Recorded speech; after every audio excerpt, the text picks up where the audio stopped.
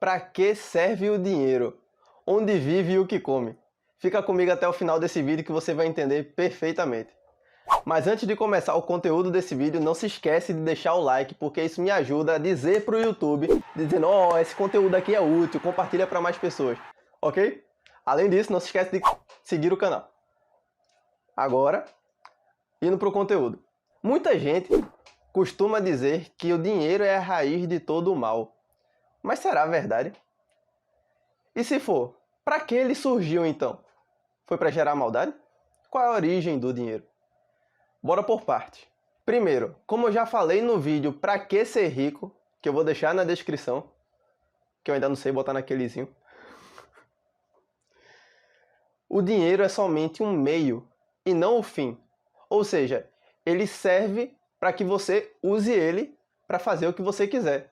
Quem vai definir o destino do seu dinheiro é você. Ele não corrompe as pessoas. Ele só permite elas serem quem são de verdade. Ou seja, o dinheiro está mais para um potencializador do que cada um é de verdade do que um corruptor. Sei nem se essa palavra existe. Mas deu para entender, né? Pronto, é isso. E a segunda parte, qual a origem do dinheiro? Vamos imaginar, eu vou precisar da sua ajuda, beleza?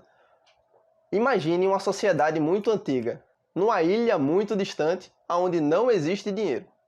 Nessa ilha moram 3 cidadãos. Quem pesca, quem corta madeira e quem produz vidro.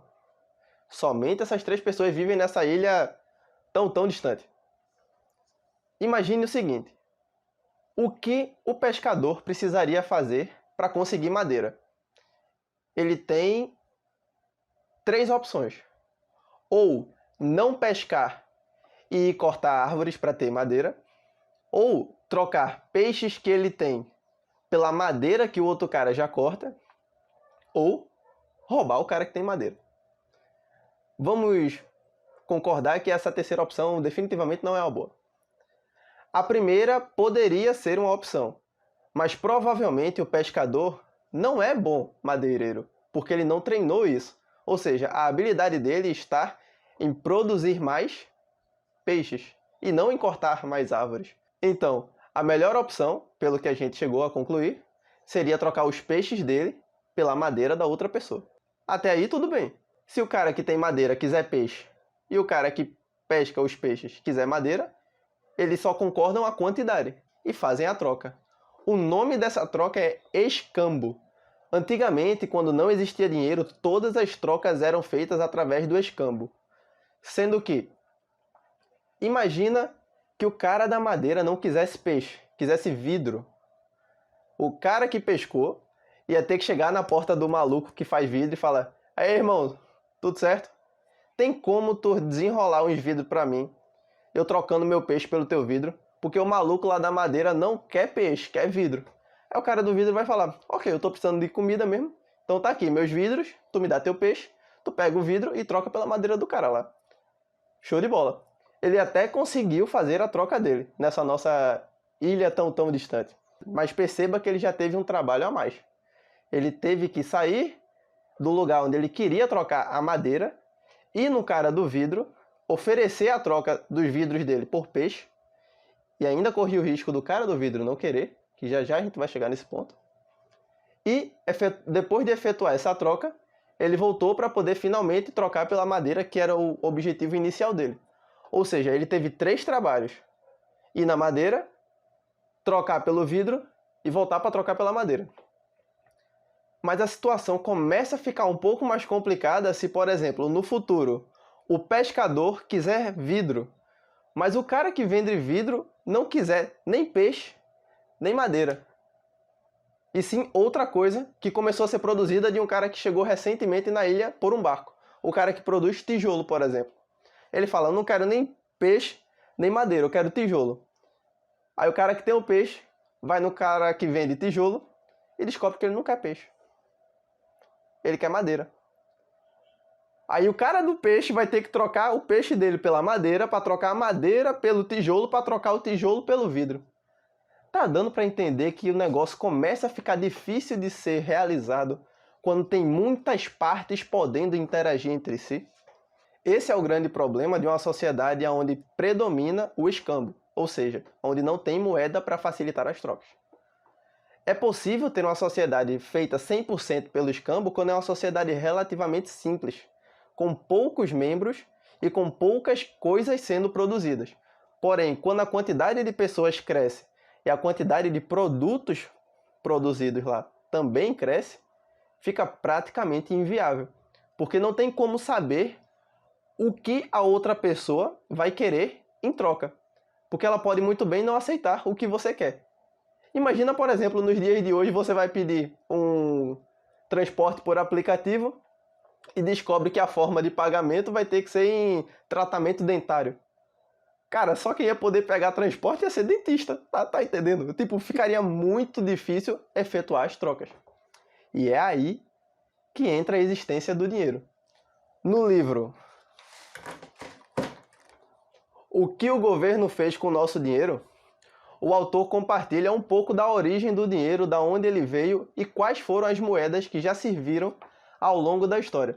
Aí ele descreve aqui: ao longo da história, diferentes bens foram utilizados como meios de troca: tabaco, açúcar, sal, gado, cobre, grãos, rosários, chá, conchas e anzóis.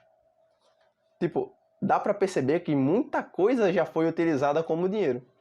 Mas afinal, o que precisa ter algo para ser considerado dinheiro? Tem que ter 3 coisas. Anota aí. Primeiro, ser uma reserva de valor. As pessoas precisam enxergar valor naquilo que estão recebendo. Segundo, poder ser trocado de pessoa para pessoa. Porque se você tem uma coisa que é simplesmente impossível de entregar para outra, isso não serve como moeda, concorda? E o terceiro, ser unidade de conta. O que seria ser unidade de conta? Tudo ser precificado naquilo. Por exemplo, quanto custa um livro? O livro custa X reais. Real virou unidade de conta para esse livro. Logo, nesse caso, real é a nossa moeda.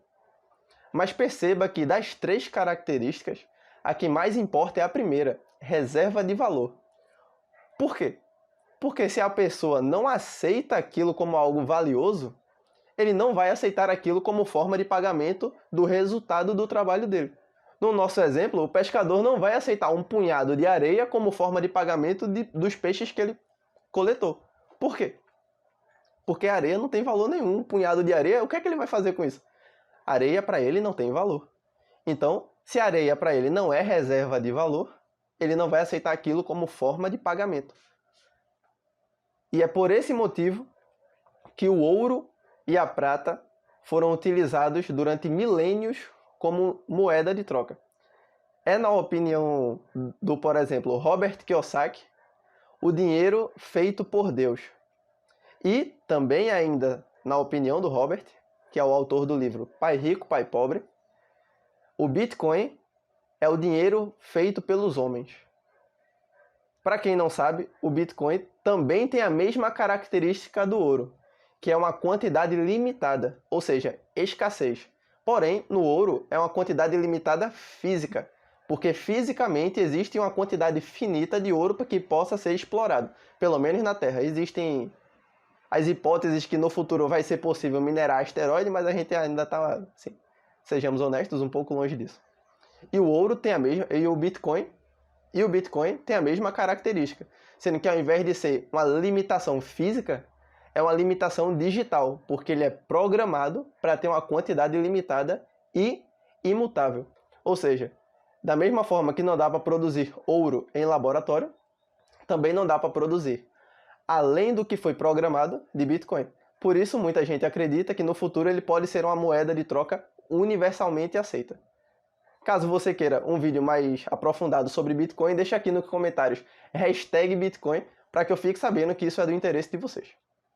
E em contrapartida, agora para dar o exemplo de um dinheiro ruim, bora para Venezuela. Lá, o bolívar venezuelano, que é a moeda de lá, emitida pelo governo, literalmente vale nada.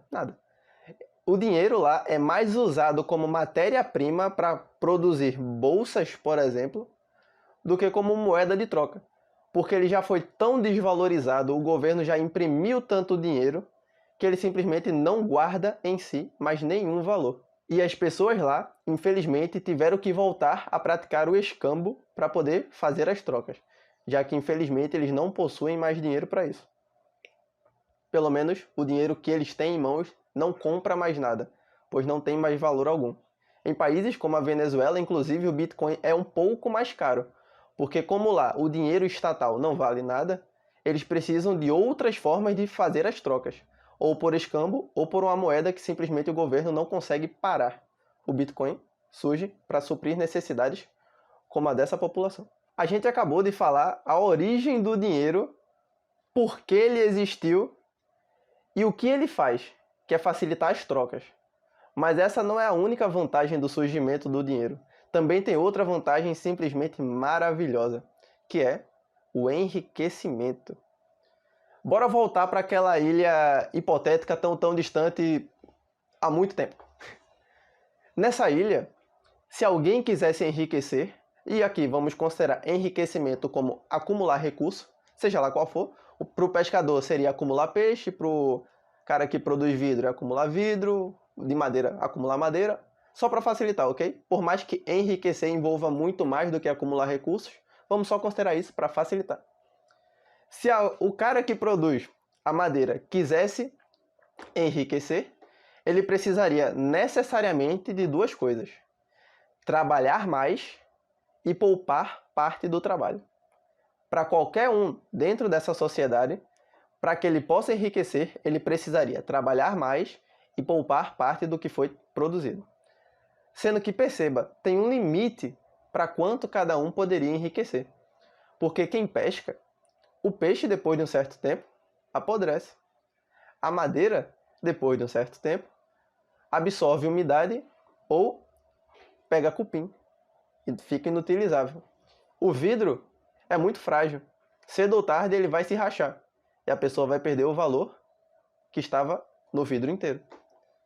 Então, como a gente pode observar, o valor dessas coisas depende de uma utilização relativamente rápida daquilo.